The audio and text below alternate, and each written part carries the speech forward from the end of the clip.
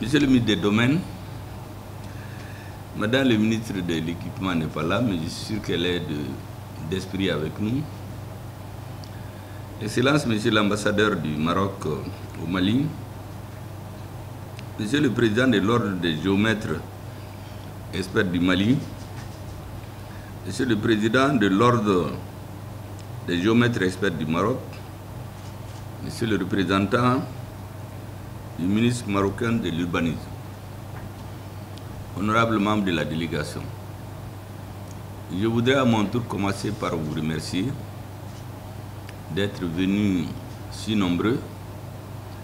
Vous êtes tellement nombreux que vous avez vu ma réaction au ministre. J'ai dit vous êtes venus nous impressionner ou nous intimider. Et il m'a répondu diplomatiquement en disant que vous êtes venus à une audience nous remercier. En attendant que je vous rencontre avec d'autres Africains demain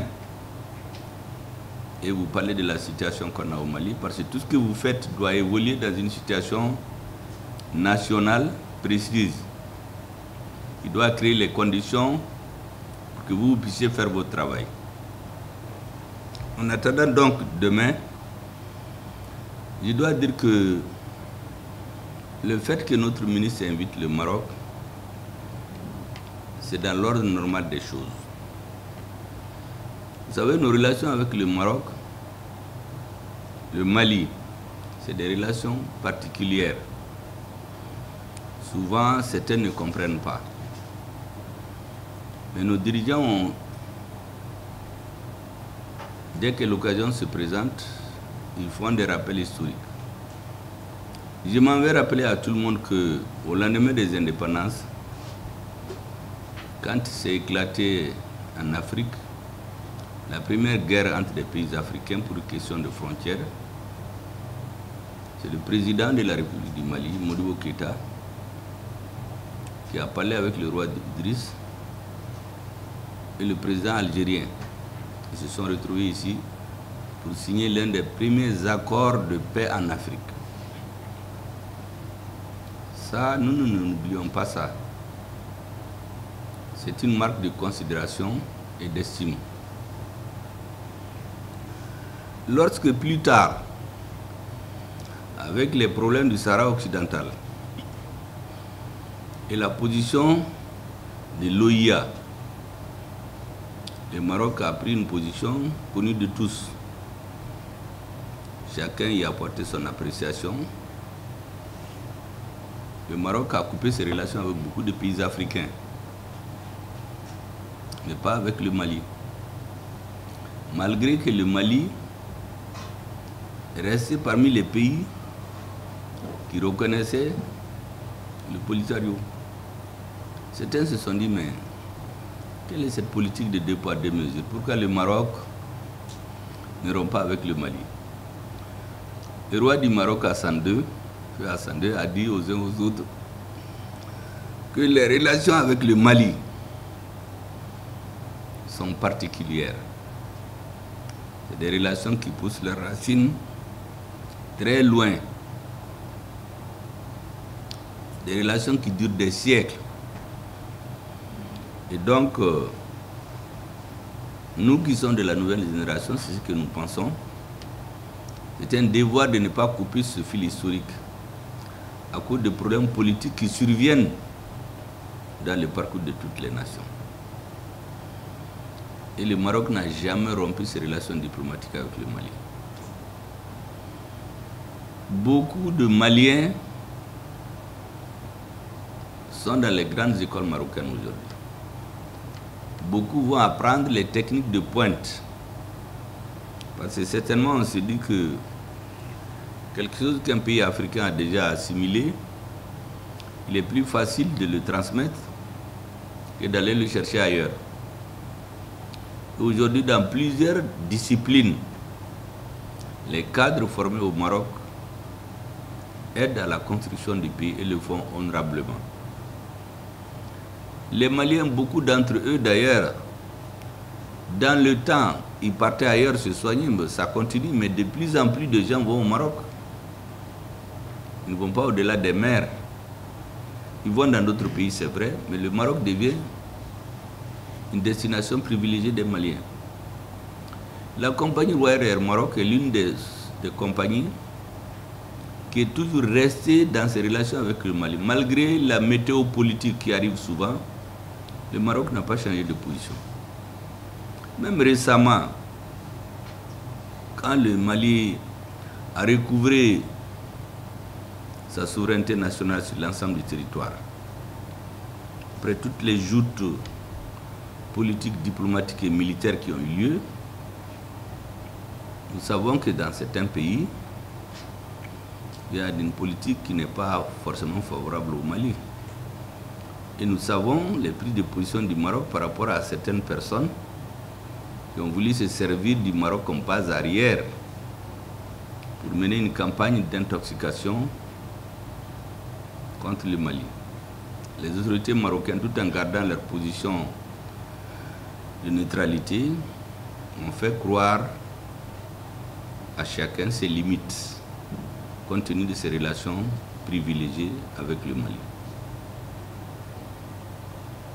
Les présidents eux-mêmes, aussi longtemps que je me rappelle, tous les chefs d'État du Mali, y compris l'actuel, ont toujours gardé de très bonnes relations avec les dirigeants marocains. C'est très important que ces faits soient connus des Maliens et des Marocains. Je sais qu'il y a beaucoup de jeunes Maliens, beaucoup de jeunes Marocains qui ne connaissent pas tout ça. Mais c'est bon de temps en temps de le rappeler. Ça montre la solidité, la profondeur et la densité des relations entre les différents pays. Les dirigeants passent, mais ces relations restent. La clinique Mohamed V au Mali sont un des joyaux médicinaux au Mali. Et là-bas, moi j'ai rencontré des grands professeurs, des médecins marocains qui officient merveilleusement et transmettent leurs connaissances aux médecins maliens. Quand vous mettez tout cela ensemble, celui qui a le sens de l'histoire, de l'actualité, c'est et doit savoir à quoi s'en tenir dans nos relations avec le Maroc. C'est pour cela que le fait que le ministre vous a invité, je pense que ça va en droite ligne de l'orientation du Mali d'une façon générale. Sans compter que nous pensons qu'il y a beaucoup de choses à donner, à recevoir de part et d'autre. Et c'est ce qui va se passer pendant cette semaine. Donc soyez les bienvenus, soyez chez vous comme on le dit, et soyez sûrs que vous êtes dans un pays ami. C'est vrai, nos pays ne font pas frontière, mais les relations, c'est comme les relations entre frères et amis. On dit les frères, on ne les choisit pas, les amis, on peut les choisir. Mais dans le cas d'espèce, vu les relations historiques et tout ce que je viens de vous dire, le Maroc apparaît comme un pays frontalier du Mali. Il est donc parent, frère et ami par ce qui se passe actuellement tous les jours. Je voudrais donc vous dire que vous êtes dans un pays frère, un pays ami, dont les citoyens doivent avoir une claire conscience, comme ceux du Maroc, de la spécificité des relations entre nos deux pays, de la spécificité des relations entre les dirigeants. Moi, je peux témoigner, j'étais dans plusieurs mouvements politiques, que chaque fois qu'il y a des remous politiques au Mali, l'ambassadeur du Maroc, quel que soit celui qui est là, sur les hautes instructions du roi, a toujours essayé de travailler à pondérer et à stabiliser la situation au Mali. Réussit-il souvent? Souvent c'est plus difficile. Bon, ça c'est le destin des diplomates. Ils disent jamais non. On dit qu'un diplomate qui dit non, c'est pas un bon diplomate. Il dit toujours peut-être. Quand il dit peut-être, ça veut dire que c'est à vous de comprendre. en fonction de vos relations. Quand il dit non, c'est que ce n'est pas un bon diplomate. Parce que le rôle du diplomate, c'est justement de chercher à arrondir les angles, régler les problèmes, là où les autres ne se comprennent pas. Et je vous avoue que les représentants du Maroc, aussi longtemps que je les vois, ceux-là, son prédécesseur, le prédécesseur de ceux-là, ils jouent leur rôle merveilleusement. Et nous sommes globalement satisfaits de leur travail. C'est très important que vous le sachiez aussi. De même que nous sommes satisfaits, il est vrai, les relations entre les chefs d'État, on n'en parle pas beaucoup. Mais les Maliens savent les relations très proches qui unissent notre président et à celui du Maroc. Je voudrais donc vous souhaiter très bon séjour à la République du Mali. Vous dire que ce qui va se passer demain et les jours à venir, c'est quelque chose de très utile pour nos deux nations. Nous sommes en phase de reconstruction. Nous, au Mali, nous sommes en phase de stabilisation du processus de souveraineté qui a été acquise. Parce que beaucoup d'entre vous ne le savent pas. Vous savez, il y a quelque temps, il y a des parties du territoire où on ne pouvait pas survoler. Lorsque nous voulions, on nous dit non, il faut demander la permission à un pays que vous connaissez. Ou bien on nous dit, ah non, c'est la zone d'entraînement nocturne des forces étrangères. On nous dit Takuba. Mais nous sommes arrivés à la conclusion qu'en réalité, ces forces étrangères étaient là avec un autre agenda. On nous met la poudre aux yeux, un sac sur la tête, on nous tourne. Lorsque le sac est vieux, on nous met des lunettes en bois. En tous les cas, c'est pour qu'on ne voit rien. Mais eux, ils continuent à mettre en œuvre leur agenda. Il s'est trouvé que, grâce au concours de l'histoire, le Mali se retrouve avec un dirigeant qui, lui, ne porte aucune lunette en bois. Il a les yeux clairs, il voit vraiment dans l'histoire. Il est jeune, mais il a un esprit de quelqu'un qui connaît l'histoire. On ne peut pas, dans un pays, empêcher l'armée de ce pays d'aller dans certaines parties de son territoire. Ça s'est passé au Mali. On enterrait des Maliens par centaines dans des fosses communes. On n'en parlait même pas. Et lorsque les forces étrangères arrivaient chez nous, les discours officiels étaient les suivants. 1. Les forces étrangères arrivent pour aider le Mali à combattre le terrorisme. Qu'est-ce que nous constatons? Alors que les forces armées au Mali sont allées jusqu'à 50 000 hommes, le terrorisme qui était confiné dans l'extrême nord du Mali a pris 80% du territoire national. Donc on sait, est-ce que réellement ils étaient là pour combattre le terrorisme? Deuxième chose, on nous dit que les forces internationales, c'est pour aider à asseoir l'autorité de l'État du Mali sur l'ensemble de son territoire. Et pourtant, ce sont les mêmes forces étrangères qui ont interdit à l'armée malienne d'arriver par exemple à Kidal, créant du coup une enclave où il y avait un État dans l'État. Pendant 10 ans, des groupes de personnes, on organise des fêtes d'indépendance. Des diplomates étrangers venaient, on fait des drapeaux, on fait des défilés.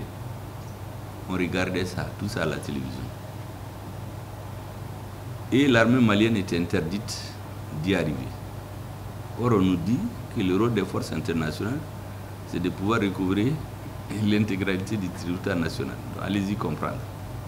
Et enfin, on nous dit que le rôle des forces internationales, c'est pour aider à l'application des résolutions du Conseil de sécurité. Nous avons constaté qu'en 13 ans, les contenus des résolutions changent exactement comme une chemise change. Chaque fois que votre chemise est sale, vous la lavez, vous portez une autre. Donc ces résolutions n'avaient aucune commune mesure les unes avec les autres. En fin de compte, avec l'arrivée du président de la transition, et ce que nous avons appelé la rectification de la transition, on s'est posé la question. Vous avez un malade qui s'appelle Mali, un docteur qui s'appelle Communauté internationale, avec un chef. qui s'appelle France. Ils sont venus pour nous soigner pendant 2 ans et demi. Au bout de 2 ans, non seulement le malade n'est pas guéri, mais son corps est gangréné à 80%. Soit le malade décide de continuer à attendre la mort, ou bien de changer de médecin, ou de changer de médicaments, ou de changer de prescription médicale, donc, ou de changer de posologie. Les Maliens ont pris leur destin en main, ils ont décidé de changer et de docteur et ses médicaments. Et nous nous sommes débarrassés de toutes ces forces dites internationales qui n'étaient en réalité ici, après analyse, que pour perpétuer le terrorisme, en attendant que dans 15, 20, 30 ans, il y ait le réveil brutal des Maliens. Parce que toute la génération qui dirige là va disparaître. Soit elle va mourir, ou bien pour d'autres raisons. Nous avons une nouvelle génération de jeunes qui ne connaissent rien de l'histoire. Et on va continuer. La finalité, c'est la division de l'Afrique. On commençait par le Mali. Le terrorisme, par exemple, c'était au nord, l'extrême nord du Mali. C'est allé jusqu'au golfe de Guinée. Alors que les forces censées la combattre se multipliaient. C'est pour cela qu'un jour, quand j'ai réuni les diplomates occidentaux, tous les diplomates qui sont au Mali, j'ai eu cette phrase-là, certains peut-être ne l'avaient pas compris. Je leur ai dit qu'il faut que les uns et les autres comprennent qu'à la tête du Mali, il y a des dirigeants qui ont un coefficient intellectuel largement au-dessus de la moyenne de ce qu'ils croient. Parce qu'ils voient tout ce qu'ils ont dans l'idée. Parce que eux, la parole leur est donnée quand ils s'adressent à nous pour masquer leurs idées. Vous savez, la parole, quand vous parlez, c'est soit pour bien exprimer ce que vous voulez, ou pour bien cacher ce que vous voulez. Nous, comme ils ne nous considèrent pas des gens qui ont un coefficient intellectuel normal, ce qu'ils nous disent est totalement contraire à ce qu'ils font. Quand nous avons fait la lecture normale, j'ai dit aux Maliens de remarquer, on a les mêmes terroristes, les mêmes sponsors, leurs activités ont augmenté, le même pays, les mêmes militaires. Pourquoi la tendance a été inversée? Qu'est-ce qui a changé? C'est le leadership. C'est parce qu'il y a eu de nouveaux dirigeants, c'est tout, qui ont eu le sens de l'histoire, qui ont le sens des rapports dans les relations internationales. Et il faut une bonne lecture des différents discours enfumés qu'on nous donne pour nous endormir. C'est tout. Et dans cette lancée, il y a des pays qui nous comprennent, qui nous accompagnent. En tout cas, qui, de par leur politique, ne sont pas hostiles. Et le Maroc en fait partie. C'est très clair. Nous n'avons même pas honte de le dire parce que c'est connu de tout le monde. Donc nous savons bien lire les comportements de chaque État vis-à-vis de nous. Parce qu'il y a certains qui font des bons discours, les amis, mais nous ne sommes pas dupes. On sait ceux qui ont des comportements d'amis et ceux qui cherchent autre chose. Et c'est pour cela que j'ai dit aussi que chacun doit comprendre que plus personne ne doit compter une vassalisation du Mali. Personne ne vassalisera plus le Mali. Et je crois que tout le processus politique chez nous, c'est d'aller arriver à un point de non-retour pour qu'il n'arrive plus à la tête du Mali des dirigeants qui vont émasculer notre armée, détruire l'outil de défense, désorganiser l'école et le système de santé. Et on va continuer à taper les doigts. Le Mali, pays démocratique, c'est le meilleur pays en Afrique, comme si on mange la démocratie. La démocratie, c'est un système qui permet d'organiser les relations entre les gens. Mais on ne la mange pas comme telle. Les élections, c'est bien pour organiser, mais on ne les mange pas comme telles. Pour qu'il y ait des élections, il faut qu'il y ait un pays. Donc nous avons décidé de la souveraineté du Mali, la vie des Maliens, on le met au-dessus de tout. Les élections vont suivre. Mais vous ne pouvez pas là où, dans un village, des forces viennent, soi-disant des forces terroristes, nous savons aujourd'hui qui est derrière, qui les sponsorise. On tue tous les gens du village. Les femmes enceintes, excusez-moi, on les éventre. On brûle tout le monde. Et l'ambassadeur qui est là va faire chanter à un homme politique qui est dans la capitale, il faut aller à des élections. Mais j'ai dit à certains, vous qui dites d'aller à des élections, mais vous ne pouvez pas aller chez vous. Donc aujourd'hui, l'agenda de l'État malien, c'est de rendre irréversible le processus de reconquête de la souveraineté de notre pays. Le rendre irréversible, arriver à un point de non-retour qui peut permettre une organisation tranquille d'élections démocratiques.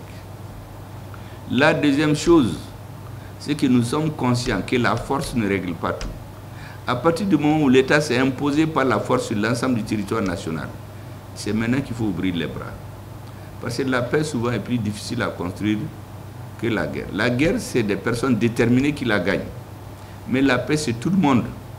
Et c'est pour cela que, dès que la ville de Kidal a été conquise, le lendemain, le chef de l'État a institué ce qu'ils appellent le comité de dialogue intermalien, pour que tous les Maliens se retrouvent, du nord comme au sud, et disent quels sont les problèmes du Mali, afin que nous puissions prendre la bonne route. Donc, la bonne combinaison entre les conclusions du comité de dialogue intermalien et l'atteinte du point de non-retour quant à l'irréversibilité de la souveraineté.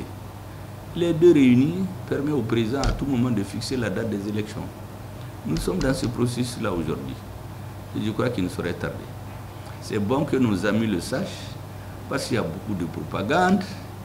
On nous dit qu'il faut aller à des élections. Mais en Haïti, l'Haïti est le premier pays indépendant d'Amérique latine. Ils ont gagné contre l'armée la plus puissante d'Europe, l'armée de l'Antéron, mais ils sont dans l'instabilité. Chaque 2 ans, ils font des élections. On tue les premiers ministres, on tue les présidents. Donc ça veut dire que l'élection n'est pas une fin en soi. C'est permettre d'organiser des relations civilisées entre les gens. Mais on ne peut pas la mettre devant la vie des citoyens. La deuxième chose, c'est l'unité, l'unicité, la force, la cohésion des dirigeants au sommet de l'État. Parce que ça aussi, c'est une autre donne. Les adversaires du Mali cherchent à créer une fissure au sommet. Vous savez, les pouvoirs politiques, quand on veut les déstabiliser, ce n'est pas compliqué. On fait la fissure au sommet. D'après chez nous, quand le mur est ficelé, les lézards rentrent. Ou bien on les coupe de la base. Donc, les chefs s'installent en haut. Ils ont le pouvoir, ils ont les richesses, ils font ce qu'ils veulent. Ils sont coupés de la base jusqu'à ce que le jour où la population se révolte. Ou bien on fait la fissure au sommet. C'est ce qu'ils sont arrivés à faire au Soudan. On a fait 11 ans pour les diviser, soit entre musulmans et chrétiens. On est arrivé à les diviser en 2011. Maintenant, les musulmans, on a continué à dire, oui, la démocratie avec des femmes, des jeunes, des intellectuels. Bon, on est allé à la démocratie, puis on a eu une combinaison entre les militaires et les civils. Ensuite, les militaires sont cités, puis les civils ont quitté la scène. Les militaires sont restés entre eux. Puis on a fait la fissure. Et puis le lézard est rentré là-dedans. Aujourd'hui, qu'est-ce qui se passe? Tous ceux qui ont réclamé la démocratie, ils ont quitté le pays. Parce qu'ils sont morts ou bien ils ont fui. Et le pays est détruit. Il y a une lutte de pouvoir. Les chefs militaires sont réduits, chacun à courir chercher des soutiens quelque part. Comme si c'est ces soutiens qui vont régler.